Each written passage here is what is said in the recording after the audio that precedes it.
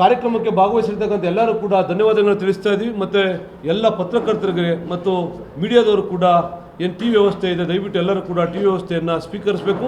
ಏನಾದರೂ ಪ್ರಶ್ನೆಗಳಿದ್ದರೆ ದಯವಿಟ್ಟು ಹಂಗೆ ತಾವು ತಗೊಳ್ತಾ ಇಂಡಿವಿಜುವಲ್ ಪ್ರಶ್ನೆಗಳಿದ್ರೆ ಕೇಳ್ಬೋದು.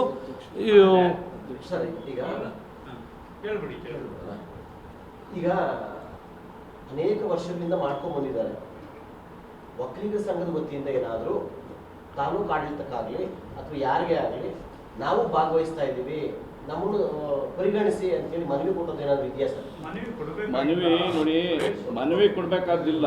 ಸರ್ಕಾರಿ ಕಾರ್ಯಕ್ರಮ ಅಂತಂದರೆ ಈ ತಾಲೂಕಲ್ಲಿ ಒಕ್ಕಲಿಗ ಸಂಘದ ಮಾಡಿಕೊಂಡು ಅದಕ್ಕೊಂದು ಅಧ್ಯಕ್ಷರು ಮತ್ತು ಪದಾಧಿಕಾರಿಗಳು ಅವರೇ ಅವ್ರ ಗಮನಕ್ಕೆ ತಂದು ಮಾಡಬೇಕು. ಅವರು ಅಧಿಕಾರಿ ಇಷ್ಟ ಬಂದಂಗೆ ಮಾಡೋದಲ್ಲ, ಯಾರೋ ಹೇಳಿದ್ ಕೇಳೋದಲ್ಲ. ಏನು ಇಲ್ಲಿ ಸಂಘ ಇದೆ, ಆ ಸಂಘ ಪರಿಶೀಲಿಸಿ ಒಕ್ಕಲಿಗ ಸಮಿತಿಗಳು ಯಾವುವು ಅಂತ ನೋಡಬೇಕು. ಯಾವತ್ತಾದ್ರೂ ಪ್ರಶ್ನೆ ಏನಾದರೂ ಮಾಡ್ತಾರೆ ಸರ್? ಅನೇಕ ಬಾರಿ ಮಾಡಿದ್ದೀವಿ. ಅಧಿಕಾರಿ ಇರೋದೇ ಆ ಕೆಲಸ ಮಾಡಕ್ಕೆ, ಮಾಡಿಲ್ಲ ಅನ್ನೋದಕ್ಕೆ ಈ ಕೆಲಸ. ನೋಡಿ, ಈ ಕಾರ್ಯಕ್ರಮ 27ಕ್ಕೆ ಆದಮೇಲೆ ನೀವೆಲ್ಲ ಪ್ರಶ್ನೆಗಳು ಕೇಳೋದಕ್ಕೂ ಅದಕ್ಕೆ ಉತ್ತರ ಐತೆ, ಅದಕ್ಕೆ ಉತ್ತರ ಸಮರ್ಥವಾಗಿ ಕೊಡ್ತೀವಿ. ಈ ಕಾರ್ಯಕ್ರಮ ಯಶಸ್ವಿ ಆಗಬೇಕು, ಆ ಯಶಸ್ವಿಗೆ ಎಲ್ಲರೂ ದುಡಿಬೇಕು ಅಂತ ಹೇಳಿ ಇಲ್ಲಿ ವಿನಂತಿ ಮಾಡ್ಕೊಂಡಿದ್ದೀವಿ ಅಷ್ಟೇ. ಹೇಳಿದ್ದು ಕರೆಕ್ಟು. ಸಂಘ ಪ್ರಾಮಾಣಿಕವಾಗಿ ಕೆಲಸ ಮಾಡ್ತಾ ಇದೆ. ಗಂಟ್ಯಾನಹಳ್ಳಿ ಕೃಷ್ಣಣ್ಣವರ ಒಂದು ಒಕ್ಕಲಿಗರ ಸಂಘದ ಅಧ್ಯಕ್ಷತೆಯಲ್ಲಿ ನಿಷ್ಪಕ್ಷಪಾತವಾಗಿ ಯಾರ ಹತ್ರನೂ ₹1 ಲಂಚ ಅಂತ ಕೈ ಚಾಚಿಸ್ತಿರಾನೆ. ಅವರು ಯಾವುದೇ ಒಂದು ಬಿಲ್ ಕಟ್ಟಬೇಕಾದ್ರೂ, ಕೈ ಬಿಲ್ ಕಟ್ಟಬೇಕಾದ್ರೂ ₹16ಗೆ ₹17 ಬರ್ದಿದ್ರಲ್ಲಿ ಪ್ರಶ್ನೆ ಅದಲ್ಲ. ಈಗಾಗಲೇ ಒಂದ್ಸಲ ಅನುಮತಿ ಕೊಟ್ಟು ಅದನ್ನ ಕ್ಯಾನ್ಸಲ್ ಮಾಡಿಸಿದ್ದಾರೆ ಅನ್ನೋ ಆರೋಪ ಕೇಳಿ ಬರ್ತಾ ಇದೆ. ಯಾರಲ್ಲಿ? ಈಗ ಪ್ರೊಸೆಷನ್ಗೆ, ಮೆರವಣಿಗೆಗೆ ಮೊದಲೇ ಅನುಮತಿ ಕೊಡಲಾಗಿತ್ತು, ಈಗ ಮತ್ತೆ ಹೋಗಿ ಪ್ರಭಾವ ಬೀರಿ ಅನುಮತಿಯನ್ನ ಕ್ಯಾನ್ಸಲ್ ಮಾಡಿಸಿದ್ದಾರೆ ನೋಡಿ. ಅದನ್ನ ಸ್ಪಷ್ಟಪಡಿಸ್ತೀನಿ. ಅದನ್ನ ಮಾನ್ಯ ಏನು ಈಗ ನಾವು 27ನೇ ತಾರೀಕು ಅಂದಾಗ 8ನೇ ತಾರೀಕೆ ನಮ್ಮ ಅಧ್ಯಕ್ಷರು ಒಂದು ಇದು ಕೊಟ್ಟಿದ್ದಾರೆ ಮನವಿ, ನಮಗೆ ಹೊಯ್ಸಳ ಗ್ರೌಂಡು ನಮಗೆ ಬೇಕಾಗಿದೆ ಅಂತ. ಅವ್ರದ್ದು ಕ್ಯಾನ್ಸಲ್ ಆಯ್ತು. ಯಾರೋ ಅದನ್ನು ಕ್ರಿಯೇಟ್ ಮಾಡ್ಕೊಂಡು ಹೇಳಿದ್ರೆ ಅದು ಉತ್ತರ ಅಲ್ಲ. ಅಧಿಕೃತವಾಗಿ ನಮ್ಮ ಅಧ್ಯಕ್ಷರು ಕೊಟ್ಟಿದ್ರು, ಅದಕ್ಕೆ ಇವಾಗ ನಮಗೆ ಪರ್ಮಿಷನ್ ಕೊಟ್ಟಾರೆ. ಇದಕ್ಕೆ ಸ್ಪಷ್ಟಪಡಿಸ್ಬಿಡ್ತೀವಿ. ಇಲ್ಲ ಹೇಳ್ಬಿಡ್ತೀವಿ ಅಣ್ಣ, ಸ್ಪಷ್ಟವಾಗಿ ಹೇಳ್ಬಿಡ್ತೀನಿ ಅದನ್ನ. ನೋಡಿ, ನೀವು ಕೇಳಿದ ಪ್ರಶ್ನೆಗೆ ಹೇಳ್ತಾ ಇದ್ದೀವಿ.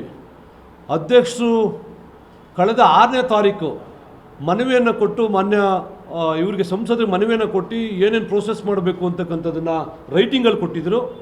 ಆ ರೈಟಿಂಗ್ ಆಧಾರದ ಮೇಲೆ 6ನೇ ತಾರೀಕು ನಾವು ಮನವಿಯನ್ನು ಕೊಟ್ಟಿದ್ವಿ. ಯಾರ್ಯಾರಿಗೆ? ಮಾನ್ಯ ಮುಖ್ಯಮಂತ್ರಿಗಳಿಗೆ, ಮಾನ್ಯ ಪೊಲೀಸ್ ಆಯುಕ್ತರಿಗೆ, ಮತ್ತು BBMP ಆಯುಕ್ತರಿಗೆ, ಉತ್ತರ ವಲಯ ಆಯುಕ್ತರಿಗೆ, ಮತ್ತು ಜಾಯಿಂಟ್ ಕಮಿಷನರ್ಗೆ ಮತ್ತು ಉಪ ಆಯುಕ್ತರಿಗೆ, ಇಷ್ಟು ಜನಕ್ಕೂ ಕೂಡ ಲೆಟ್ರನ್ನು ಕೊಟ್ಟಿದ್ವು. ಎಷ್ಟು? 6ನೇ ತಾರೀಕು. 8ನೇ ತಾರೀಕು ಇನ್ವರ್ಡ್ ಆಗಿದೆ ಲೆಟ್ರು. 8ನೇ ತಾರೀಕು ಇನ್ವರ್ಡ್ ಆದಮೇಲೆ 9 ದಿವಸಗಳ ಕಾಲ ಒಬ್ಬನ ಲಾಗಿನಲ್ಲಿರ್ತದೆ. ಅವ್ರು ಯಾರು ಅಂದರೆ ಮಾನ್ಯ ಸುಧಾಕರ್ ರೆಡ್ಡಿಯವರು. ಮಾನ್ಯ ಸುಧಾಕರ್ ರೆಡ್ಡಿಯವರು ಲಾಗಿನ್ಗೆ ಕಳಿಸಿರೋದಿಲ್ಲ. ಯಾಕೆ ಅಂತಂದರೆ ಯಾರೋ ಒಬ್ಬರು ಅವ್ರ ಮೇಲೆ ಒತ್ತಡ ಹಾಕಿ ಅದು ಹಂಗೆ ಪೆಂಡಿಂಗ್ ಇರಬೇಕು ಅಂತೇಳಿ ಇಟ್ಟಿರ್ತಾರೆ. ಹಂಗಾಗಿ ಒಂದು ಲಾಗಿನಲ್ಲಿ 9 ದಿವಸ, ಇನ್ನು ಪ್ರೋಸೆಸ್ ಆಗಿರ್ತಕ್ಕಂಥ ಒಟ್ಟು ಸೇರಿ 16 ದಿವಸ ಅದು ಹಂಗೆ ಪೆಂಡಿಂಗ್ ಇರ್ತದೆ ನಮ್ಮ ಅರ್ಜಿ. ಆಮೇಲೆ ನಂತರ ಇನ್ನೊಬ್ಬರು ಕೊಡ್ತಾರೆ, ಅದು ಪೆಂಡಿಂಗ್ ಆದಮೇಲೆ ನಮಗೆ ಬೇಕು ಅಂತೇಳಿ ಅಂತ. ಅವ್ರಿಗೆ ಒಂದೇ ದಿವಸದಲ್ಲಿ ಸ್ಯಾಂಕ್ಷನ್ ಆಗ್ತದೆ, ವಾಟ್ಸಪ್ಪಲ್ಲಿ ಹೋಗ್ತದೆ.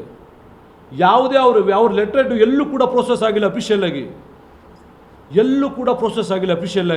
ನಾವು ಹೋಗಿ ಚೆಕ್ ಮಾಡಿಸಿದ್ರೆ ಯಾರ್ದಾರು ಲಾಗಿನಿಗೆ ಬಂದದಂದರೆ ಯಾವುದೇ ಅಡಿಷ್ನಲ್ ಕಮಿಷನರ್ ಲಾಗಿನಲ್ಲಿಲ್ಲ, ಲಾಗಿನ್ಗೆ ಹೋಗಿಲ್ಲ, ಇವ್ರಿಗೇನು ಡಬಲ್ ಲಾಗಿನ್ಗೆ ಹೋಗಿಲ್ಲ, ಡೈರೆಕ್ಟಾಗಿ ಲಾಗಿನ್ಗೆ ಸೋಮಶೇಖರಪ್ಪ ಅನ್ನೋರು ಲಾಗಿನ್ಗೆ ವಾಟ್ಸಪ್ಪಲ್ಲಿ ಬರ್ತದಂತೆ. ಅವ್ರು ವಾಟ್ಸಪ್ಪಲ್ಲಿ ಬಂದ ತಕ್ಷಣ ನಾವು ರಿಸರ್ವ್ ಮಾಡಿದ್ದೀವಿ ಅಂತಕ್ಕಂಥದ್ದು ಹೇಳ್ತಾರೆ. ಅದಕ್ಕೆ ನಾವು ಹೋಗಿ ನಮ್ಮ ಸಂಘದಿಂದ ಅರ್ಜಿಯನ್ನು ಕೊಟ್ಟಿರ್ತಕ್ಕಂಥದ್ದು ಸುಮಾರು 18-19 ದಿವಸಗಳು ಮೊದಲೇ ಕೊಟ್ಟಿದ್ದೀವಿ.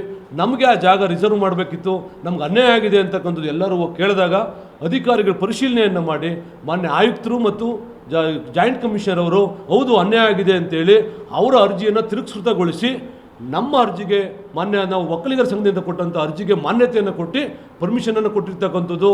ಯಾವುದೇ ಅರ್ಜಿಯನ್ನು ರಿಜೆಕ್ಟ್ ನಾವು ಮಾಡಿಸಿಲ್ಲ. ಅಧಿಕಾರಿಗಳು first come first out first come first out.